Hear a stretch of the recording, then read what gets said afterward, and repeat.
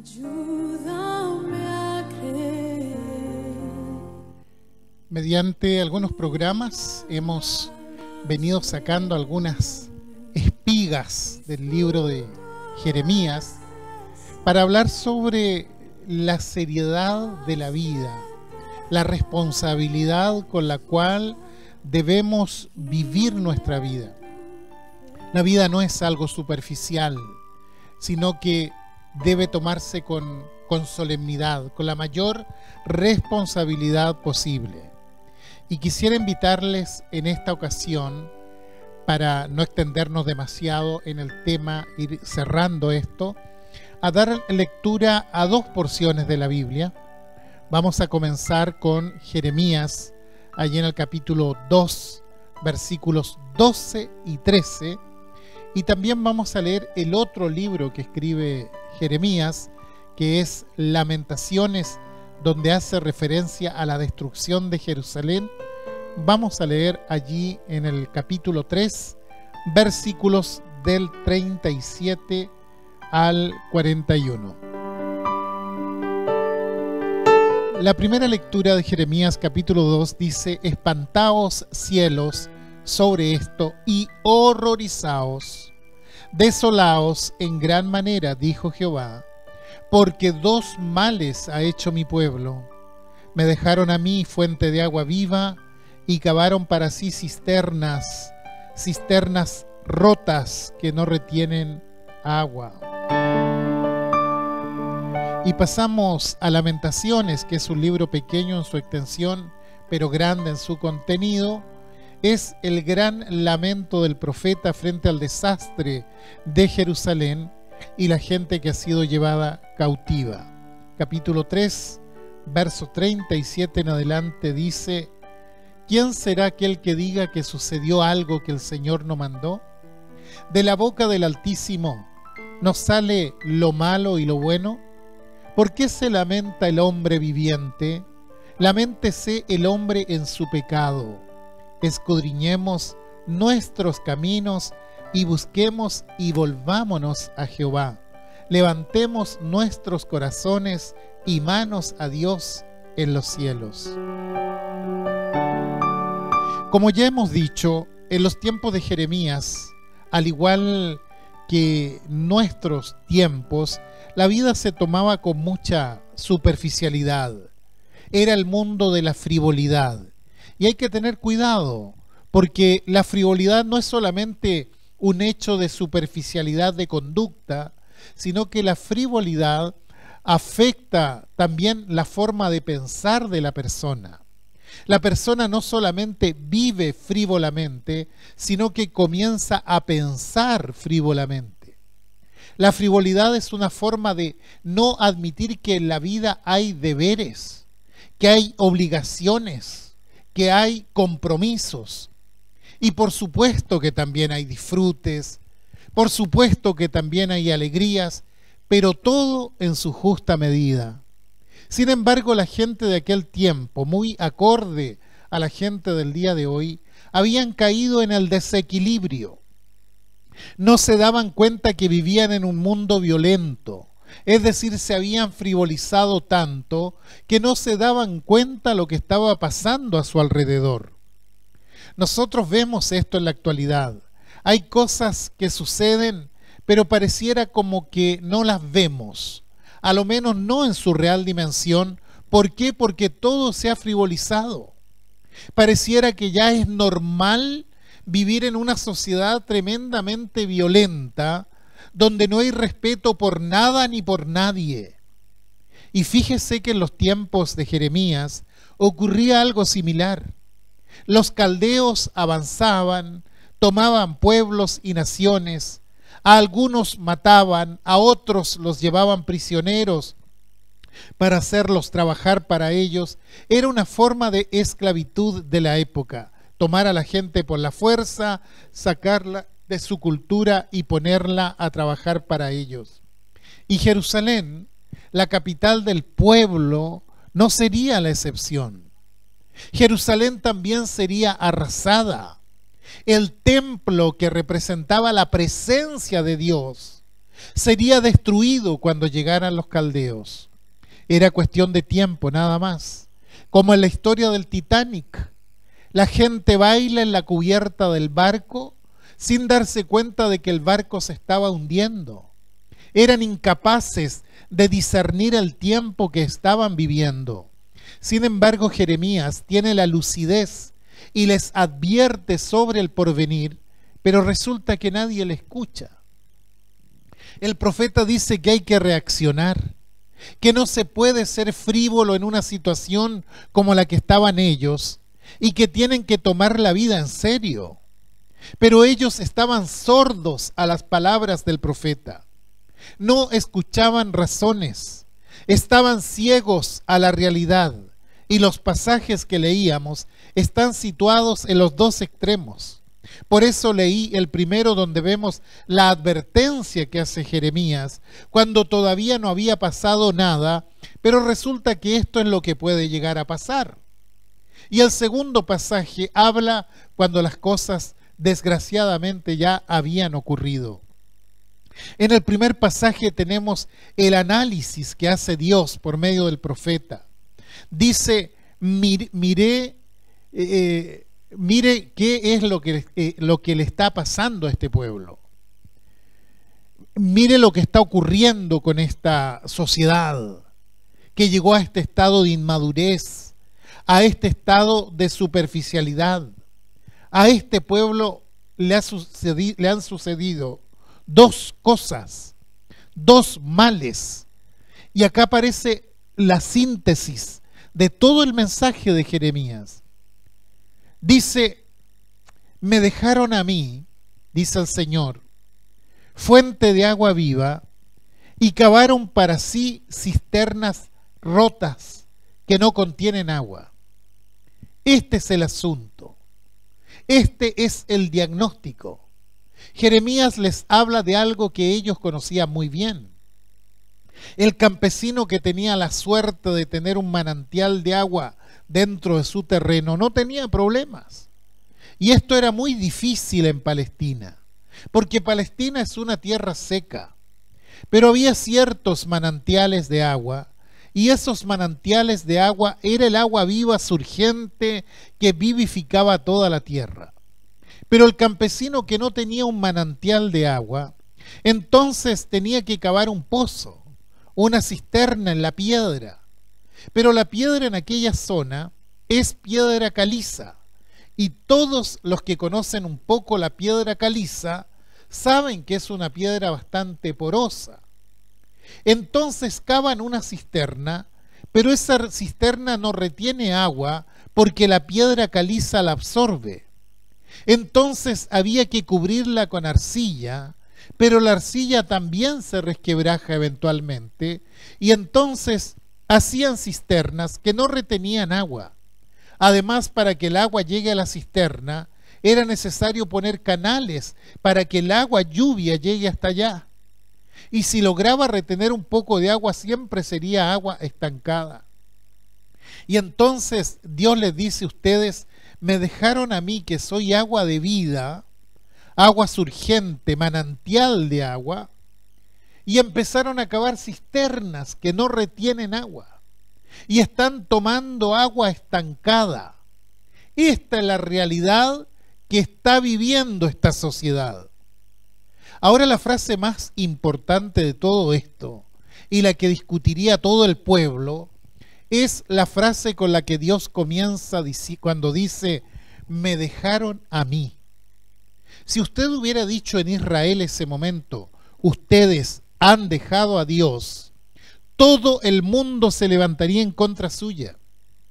Todos le discutirían, porque ¿cómo es que nosotros hemos abandonado a Dios? ¿Acaso el templo construido por Salomón no sigue funcionando?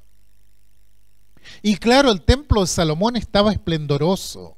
Sus sacerdotes seguían ministrando y la gente acudía masivamente cada sábado a ese lugar porque se realizaban todos los sacrificios. Entonces el pueblo negaba que había abandonado a Dios, porque el templo estaba funcionando. y que por tanto tenían más fe que aquel profeta que viene y pone en discusión su espiritualidad. Porque decían, este templo es el templo de Dios y Dios está presente, por lo tanto esta ciudad jamás podrá ser arrasada por el enemigo porque Dios la defiende. Si ustedes leen el libro, dice que ellos repetían insistentemente, aquí está el templo de Dios, aquí está la presencia de Dios, por tanto jamás podrán llegar los caldeos hasta acá. Y Dios le dice, no confíen en esos engañadores que le dicen, aquí está el templo del Señor, aquí está la presencia del Señor. No confíen en esos engañadores que le dicen, ustedes no van a ser arrasados porque aquí está el templo de Dios. Dios los estaba acusando. No debe haber abandonado la religión, sino de haberla vaciado, que son dos cosas distintas en realidad. Ellos seguían con el culto, seguían con la ceremonia, pero no tenía espiritualidad. Y déjeme decirle que uno puede ser religioso, pero vacío en cuanto a su fe. Y los ritos pueden continuar. Y lo que habían hecho ellos era eso. Ellos habían vaciado la religión de contenido. Y al vaciar la religión de contenido se quedaron con una estructura externa únicamente, carente de espiritualidad. Y cuando ellos tenían que buscar satisfacción, ¿dónde la buscaban? Se habían traído a todos los dioses paganos. Todos los dioses paganos tenían cabida en Israel. Le ponían incienso a Baal, que era el dios que habían importado de los fenicios en ese momento. Honraban a la luna. Todo eso ocurría durante la semana. Se olvidaban de los mandamientos de Dios. Robaban, mentían, juraban en vano, oprimían a los débiles. Y estas son cosas que acusa el profeta Jeremías.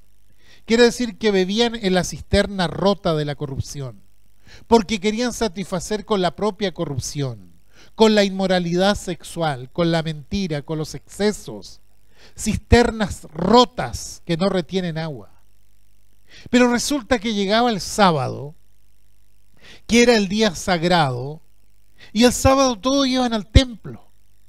Y el templo funcionaba y ellos decían, acá no pasa nada, no puede pasar nada.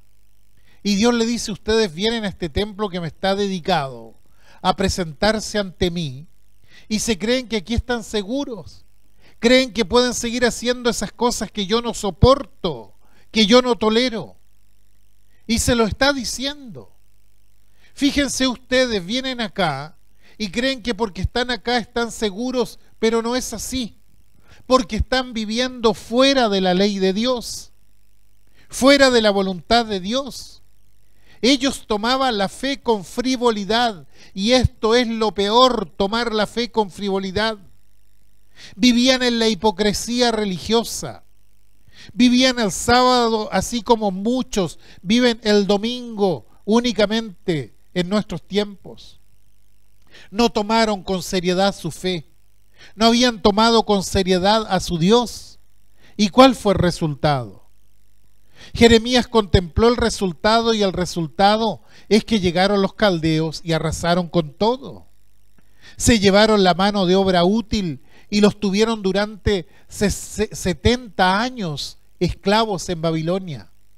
Destrozaron la ciudad de Jerusalén. Saquearon el templo, un templo fastuoso, y lo saquearon todo. Es decir, llegó el momento en que las cosas se pusieron en claro. Entonces escribe el libro de Lamentaciones y dice, ¿quién será aquel que diga que sucedió algo que el Señor no mandó? Como diciéndoles, ¿creen ustedes que los caldeos vinieron acá sin el permiso de Dios? Basta con leer el Antiguo Testamento. ¿Cuántas veces habían llegado los enemigos a la puerta y Dios los había sacado? ¿Y qué creen que pasó ahora? ¿De la boca del Altísimo nos sale lo malo y lo bueno? ¿Por qué se lamentan ahora? No se lamenten en que Jerusalén haya sido destruida. Lamentense en la conducta que ustedes han tenido. No lloren sobre las ruinas de Jerusalén, lloren sobre ustedes mismos. Es decir, los está ubicando en su realidad espiritual.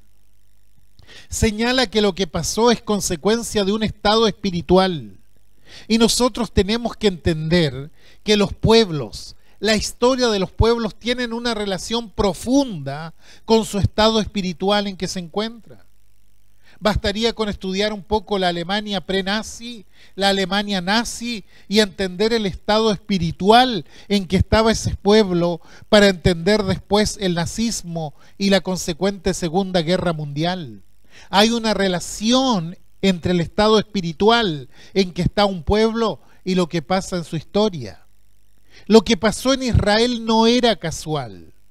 Dios les dice: no lloren sobre los efectos. El efecto es que Jerusalén estaba destruida. Lloren sobre las causas, que es la conducta que ustedes han tenido. Lloren sobre eso para que no se equivoquen nuevamente. La fe es una cosa seria, mis hermanos. Dice el Señor que la fe es algo que debemos tomar con muchísima solemnidad, con mucha responsabilidad. La iglesia no se reúne los domingos para pasar el tiempo o para hacer vida social. Nos reunimos porque tenemos necesidades espirituales y entonces procuramos la comunión con Dios y la comunión con nuestros hermanos. Pero este triángulo perfecto es lo que marca el porqué de la iglesia. Es decir, entramos a estar en comunión con Dios, pero también en comunión entre nosotros.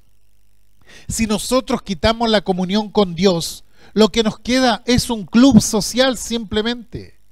El triángulo tiene que estar armado. El Señor Jesucristo dijo: donde hay 2, 3 reunidos en mi nombre, yo estoy en medio de ellos. El texto precedente dice: uno mayor que el templo está allí. ¿Y cuál es la razón? Hay que destacar algo que uno no tiene que perder de vista nunca: que hay alguien más grande que el templo, más alto que todo el aparato religioso. Por tanto, cuando nos reunimos para alabar a Dios y para crecer en el conocimiento de nuestra fe. El objetivo final es que podamos vivir como cristianos y que practiquemos con sinceridad la fe. Este es el objetivo por el cual solemos congregarnos en un templo, para honrar al Señor, para acercarnos más al Señor, para entender mejor al Señor, para después vivir dentro de lo que el Señor dice. En el siglo XIX, en Dinamarca, se levantó un hombre de Dios que hoy lo tenemos en los libros de filosofía como filósofo, pero él era un cristiano ante todo. Y me refiero a Søren Kierkegaard. Él vio que en Dinamarca todos se decían cristianos, pero los valores cristianos estaban ausentes. Y entonces entabla una lucha feroz contra esto, feroz contra lo que él llama la cristiandad. Y habla de esa masa informe que se llama la cristiandad, que nos incluye a todos, pero que no incluye los valores cristianos. Y si se fijan, es un poco lo que está pasando aquí en nuestro país en estos días. Muchos cristianos, pero resulta que el cristianismo no aparece por ninguna parte. El cristianismo está faltando. La corrupción sigue creciendo a todos los niveles, a pesar de que sobre el 80% de la población dice ser cristiana. Bueno, eso es lo que veía Kierkegaard, y escribió páginas que son muy esclarecedoras y muy duras a la vez. Él dice: es necesario aclarar esto. Cada uno debe saber claramente lo que el Nuevo Testamento entiende por cristiano, de modo que pueda elegir entre llegar a ser un cristiano o no querer serlo, pero seriamente, deliberadamente. Duro lo que dice Kierkegaard, ¿no le parece? Él está diciendo: mire, usted primero tiene que conocer el Nuevo Testamento. Después que lo conoce, que sabe lo que significa ser cristiano, entonces usted toma una decisión. Pero el cristianismo no puede ser por tradición, no puede ser por herencia, tiene que ser deliberado. Nadie puede pertenecer a la cristiandad simplemente porque nació dentro de la cristiandad. De ese modo, Kierkegaard combatía la hipocresía religiosa de los que se hacían llamar cristianos, pero no eran honestos, mentían sin pudor, defraudaban, etc. Y él tenía una frase que se las voy a leer por primera vez, porque en realidad es durísima. Y espero que todos los que me escuchan en esta hora tengan la suficiente madurez para poder interpretarla de la mejor forma. Él dice: Dios en los cielos aprecia infinitamente más que tú, que frente a la demanda de ser o no ser cristiano, confieses específicamente que lo eres o que no lo quieres ser. Lo aprecia más que aquella repugnante forma de honrar a Dios que lo considera a Él como si fuera un estúpido.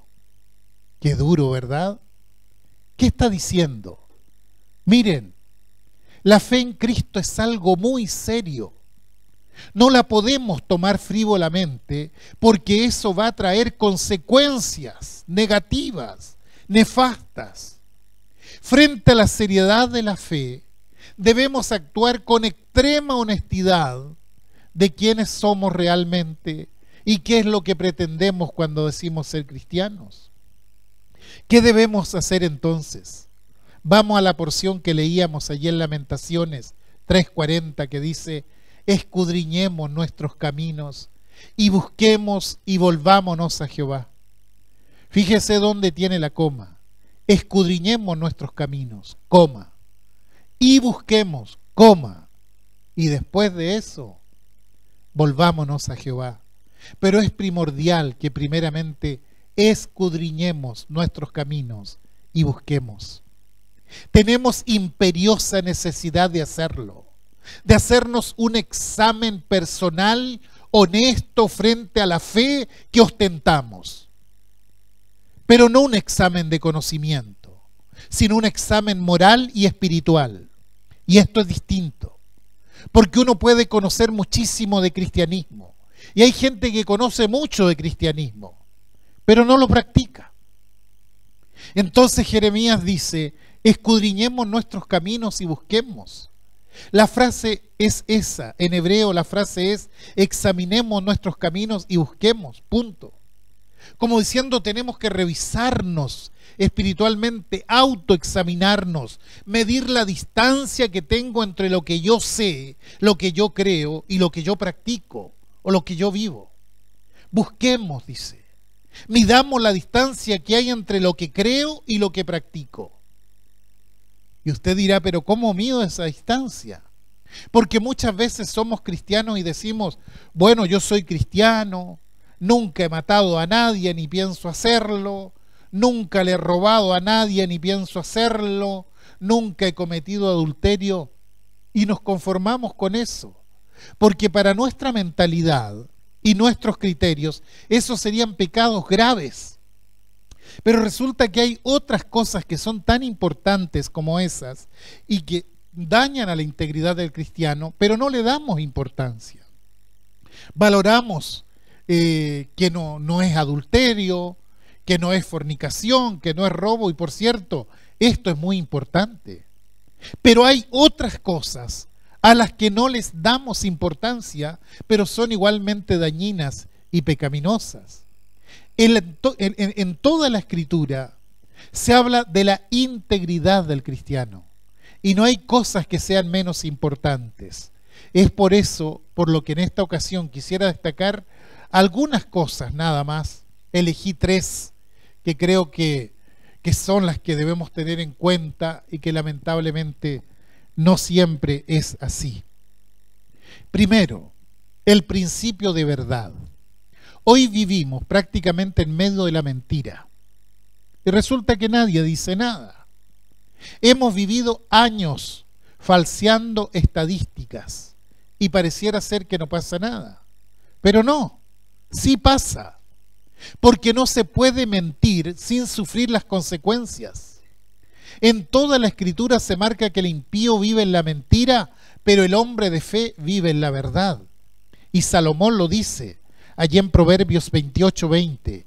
El hombre de verdad tendrá muchas bendiciones. El hombre de verdad tendrá muchas bendiciones. Se refiere a la persona que lo que dice se corresponde con la realidad, que no falsea datos, que no falsea hechos. Falsear los hechos deliberadamente es mentir. No se debe simular lo que no es. Por tanto, es de máxima importancia vivir en la verdad. Es prácticamente un principio cristiano. Recordemos que las palabras más duras de Jesús fueron contra la mentira, contra la hipocresía religiosa. Lea, por ejemplo, el discurso de Mateo 23 contra los escribas y fariseos y veremos que él condena duramente la hipocresía religiosa. 7 veces los llama hipócritas, 7 veces. Uno de los planteos que tenemos que hacer para tomar la fe en serio, entonces, preguntarnos, ¿cuál es mi relación con la verdad? No mi relación con el no matarás, no mi relación con el no robarás, no mi relación con el no adulterarás. Veamos la relación con la verdad. Este es un principio sumamente importante. Y el segundo que quiero mencionar está muy ligado al anterior. El principio de la honestidad está relacionado con la verdad. ¿Qué es una persona honesta? Es la persona que actúa de acuerdo a lo que piensa, aunque no le convenga, pero actúa de acuerdo a lo que piensa, que cree en la justicia, y porque cree en la justicia busca ser justo. No es que pide justicia para él y no le da justicia al otro. Una persona que busca ser íntegra en todo lo que hace, que no tiene fisuras, que no tiene dobleces, cuya palabra es su garantía. Recuerdo haber oído de mis mayores sobre sus tratos con otras personas. Se empeñaba una palabra y esa palabra valía. No había un papel, no había una boleta de empeño, nada. Pero la palabra no se podía desvirtuar, aun cuando muchas veces aquello se volvía en contra de su buen pasar. Pero como la palabra estaba empeñada, ya nada se podía hacer. Así es como debe ser un cristiano genuinamente nacido de nuevo. Su palabra debe ser su garantía. Hay un salmo que creo que haríamos muy bien de leerlo sobre nuestras rodillas. Me refiero al Salmo 15, que parte con una pregunta. ¿Quién habitará en el monte santo de Dios? ¿Quién habitará en el monte santo de Dios? Me imagino que ese es nuestro gran propósito en nuestra vida. Un día morar por la eternidad en el monte santo de Dios, en su tabernáculo, delante de su presencia. Bueno, aquí se dan algunos requisitos para ello, y miren lo que dice. El que anda en integridad y hace justicia, y habla verdad en su corazón, el que no calumnia con su lengua, el que no le hace mal a su prójimo, el que no admite reproche contra su vecino, aquel que muchas veces es menospreciado a los ojos del vil, pero honra a los que le temen al Señor. Y miren lo que dice la última parte del versículo 4, dice, el que aún jurando en daño suyo, no por eso cambia. Qué lástima que sea tan extraño encontrar ese carácter en estos tiempos, ¿no? Nunca olvidemos, mis hermanos, los principios de verdad y de honestidad. Y tercero, el principio del respeto. ¿Qué es el respeto? Es la atención y la consideración que yo le debo al otro. Reconocer sus cualidades, reconocer su esfuerzo, reconocer su experiencia, reconocer sus logros, el derecho natural a ser considerado. Hoy vemos la declinación del respeto en la sociedad, una tendencia a nivelar en el mal sentido de la palabra, todos a ras de piso. Ese es el logro de los mediocres. Una parte de la ley de Moisés, allí en Levíticos 19:32 decía, delante de las canas te levantarás y honrarás el rostro del anciano y de tu Dios tendrás temor. yo Jehová. ¿Qué está diciendo este pasaje? Que debemos respetar a los ancianos. ¿Por qué? Porque ellos tienen una trayectoria que nosotros no tenemos, una experiencia que nosotros no tenemos, porque se han esforzado durante toda una vida, porque hicieron algo por la vida y entonces los tengo que honrar, que respetar. Ahora, si yo hablo con un profesional universitario, una persona que se esforzó 5, 6 años o más para obtener un título profesional, y porque el cartel que tiene colgado en su oficina es fruto de su esfuerzo, de sus desvelos, yo no tengo ningún derecho a ningunearlo, ninguno. Debo tratarlo por su título o llamarlo de usted, a menos que él me diga no me trate de usted o de doctor o de abogado. Creo que estas son cosas esenciales que debemos enseñarles a nuestros niños pequeños. Creamos en el respeto, porque el respeto es muy importante. Cuando llego a un colegio y veo que el alumno trata de igual a igual al profesor o a la maestra, digo, aquí está el desastre de la educación. Aquí es donde radica el desastre de la educación. Pero como cristianos somos diferentes. El principio del respeto está permanentemente presente en la palabra de Dios. En cierta ocasión Pablo es llevado delante del concilio para ser juzgado, comienza el juicio, y en una actitud arbitraria, porque todavía tenía la presunción de inocencia, nada se le había probado, todavía no era declarado culpable, por si acaso le interesa leerlo después, estoy en Hechos 23, él dice, varones hermanos, yo con toda buena conciencia he vivido delante de Dios hasta el día de hoy. En otras palabras, yo he actuado con toda honestidad delante de Dios. Entonces Ananías, que era el sumo sacerdote, ordena que lo golpeasen en la boca. Y en efecto es lo que hacen. Y Pablo reacciona y le dice, Dios te golpeará a ti, pared blanqueada. ¿Estás tú sentado para juzgarme conforme a la ley y quebrantando la ley me mandas golpear? Y claro, porque todavía el principio de inocencia estaba en pie. Entonces uno de los que estaba allí le dice a Pablo, ¿te atreves a injuriar al sumo sacerdote? Entonces Pablo cambia de actitud y dice, no sabía, hermanos, que él era el sumo sacerdote, porque escrito está, no maldecirás a un príncipe de tu pueblo. En otras palabras, él se retracta y se disculpa. Si contesté así, es porque no sabía que él era el sumo sacerdote. Ahora claramente ese sumo sacerdote, Ananías, deshonraba su cargo al actuar de ese modo, pero seguía siendo el sumo sacerdote. Y Pablo sentía que podía hablarle y podía llegar a discutir con él, pero no podía faltarle el respeto. Y aquel que respondió tan duramente a la bofetada dice, yo no sabía que eras un sumo sacerdote, porque jamás le hubiera hablado así. En otras palabras, yo tengo el deber de respetarlo por lo que él representa. Levantemos nuestros corazones y nuestras manos al Dios de los cielos. El corazón es nuestro mundo interior y las manos son las obras que hacemos. Estamos en medio de esta plaga de frivolidad, esta plaga que es la frivolidad, donde parece que nadie se toma en serio, donde nadie respeta al otro. Como verdaderos cristianos, y quiero pensar que muchos de los que están escuchando en esta hora son verdaderos cristianos, tenemos que levantar nuestros corazones, nuestra vida interior delante del Dios de los cielos y no participar de la mediocridad en la que se encuentra la sociedad. Que aunque todo el mundo falta el respeto, no por eso yo debo hacerlo. Soy cristiano y eso debe marcar mi vida. Puede ser que todo el mundo mienta, pero yo no. ¿Por qué? Porque soy cristiano. Puede ser que todos sean deshonestos, pero yo no. ¿Por qué?